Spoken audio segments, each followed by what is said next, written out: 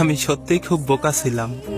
একদিন মনে মনে ভাবতাম আমি না থাকলে হয়তো তোমার পৃথিবীটা থমকে যাবে, তোমার প্রতিটা নিঃশ্বাসে আমার নামটা মিশে থাকবে, আর হাজারো মানুষের ভিড়েও তুমি বারবার আমাকে খুঁজবে। ভেবেছিলাম রাতে ঘুমানোর আগে অন্তত একবার আমার কথা মনে করে তোমার চোখ দুটো ভিজে উঠবে, মনে হবে ইস, মানুষটা যদি আজ আমার পাশে থাকতো তবে জীবনটা কত না সুন্দর হতো। কিন্তু আজ যখন পিছন ফিরে তাকাই তখন নিজের ওপর বড্ড মায়া হয়। আজ স্পষ্ট বুঝতে পারছি আমি না থাকলেও তোমার বিন্দু পরিমাণ কষ্ট হয় না। আমার না থাকাটা তোমার জীবনের কোনো শূন্যতা তৈরি করতে পারেনি।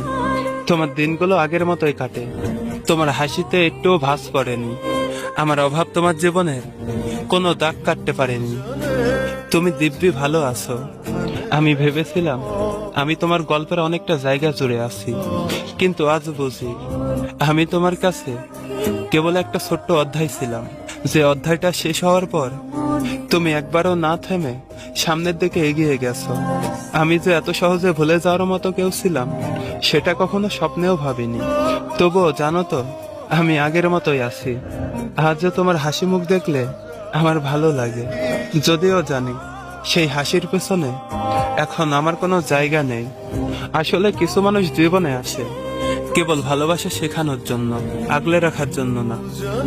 হয়তো তোমাকে ছাড়া আমার পৃথিবীটা অগোছালো, কিন্তু তোমার সাজানো পৃথিবীতে আমার আর কোনো প্রয়োজন নেই। এটাই বোধহয় হয় আমাদের শেষ পরিণতি।